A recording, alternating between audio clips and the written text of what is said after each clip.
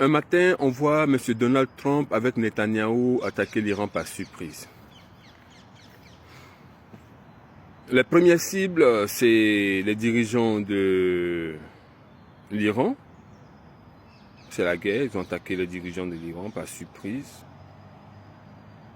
Mais ils n'ont pas oublié d'attaquer une école primaire où il y avait des enfants durant l'heure d'activité pour s'assurer qu'ils allaient tuer le plus d'enfants.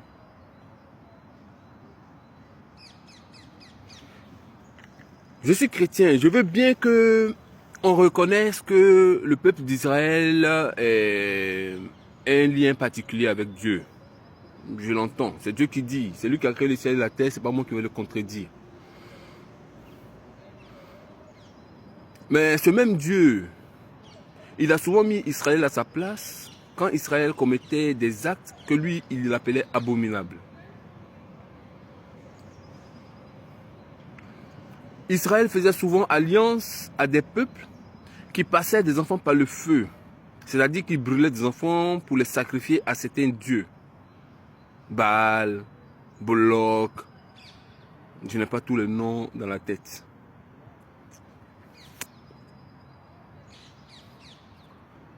Mais je ne vais pas m'attarder dans ces détails-là.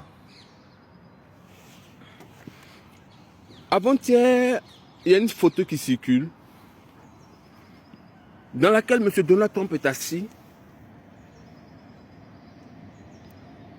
et il y a des prétendus pasteurs qui sont en train de prier pour lui. Des pasteurs. Quand on dit pasteur, on entend des gens qui dirigent des églises. Une église, dans l'essentiel, signifie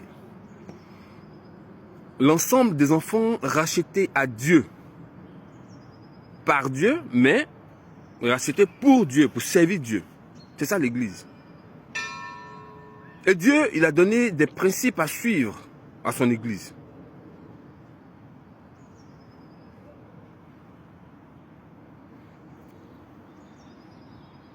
Il y a des chrétiens qui sont simples, à qui on a dit, il ne faut pas bénir, non, il faut bénir Israël, tu seras béni, il ne faut pas maudire Israël, tu seras maudit. Sinon tu seras maudit. D'accord. Pourquoi est-ce qu'on devrait maudire Israël même d'ailleurs? Je n'ai jamais invité quelqu'un à maudire Israël. Mais je ne vais pas bénir des gens qui viennent de massacrer des enfants innocents en masse. C'est tout simplement que dans ce geste-là, moi je ne vois pas la main d'Israël. Vous savez que quand Dieu a retiré le peuple juif du milieu de l'Égypte pour les conduire vers la terre promise, il y avait aussi un ramassis de personnes qui n'avaient rien à voir avec le projet de Dieu. Aujourd'hui, on dit l'État d'Israël. Vous pensez que tous ceux qui sont là-bas, ils appartiennent à Dieu? Tous ceux qui prennent des décisions importantes là-bas, ce sont des gens qui aiment Dieu, qui ont la crainte de Dieu, qui travaillent pour Dieu. C'est-à-dire que tout ce qu'ils font, ils se disent, ça va plaire à Dieu, vous êtes sûr? Vous êtes sûr que quand ils ont ciblé cette école pour tuer ces enfants-là, ils se préoccupaient de ce que Dieu pense? Vous êtes sûr? Et maintenant, vous, ces pasteurs qui êtes censés conduire le peuple de Dieu à le servir, à le craindre, à le respecter, à l'aimer,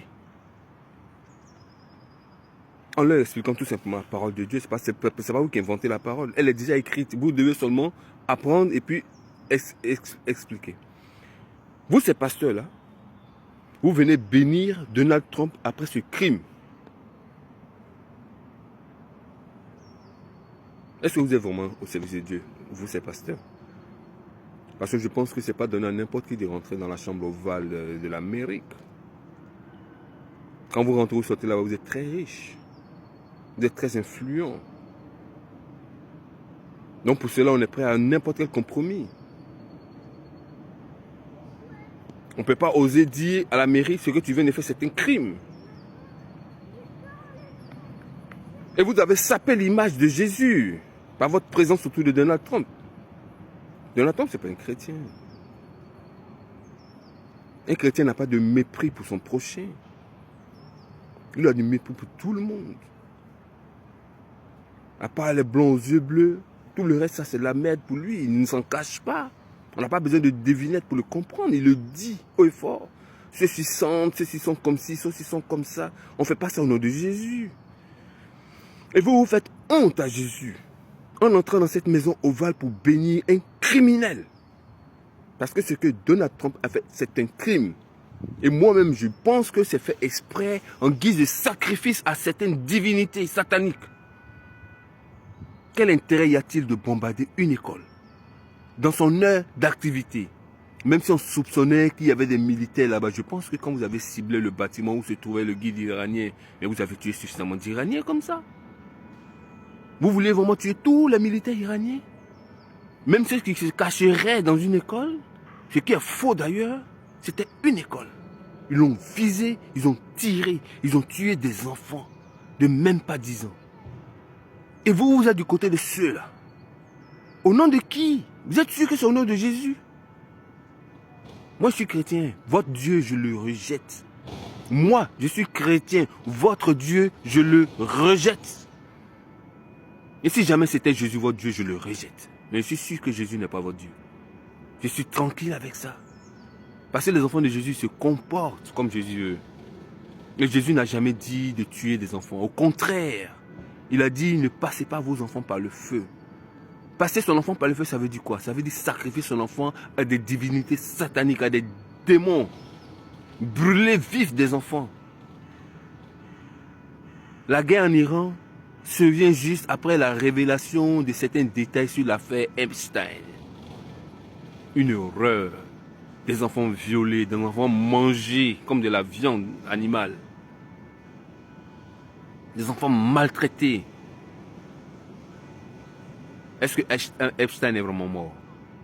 Est-ce que le système Epstein est mort? Est-ce que ce n'est pas ce qui a continué en Iran? Et vous, ces pasteurs qui êtes allés soi-disant bénis Donald Trump, je pense que vous n'êtes pas au service de Dieu. Vous appartenez à la synagogue de Satan.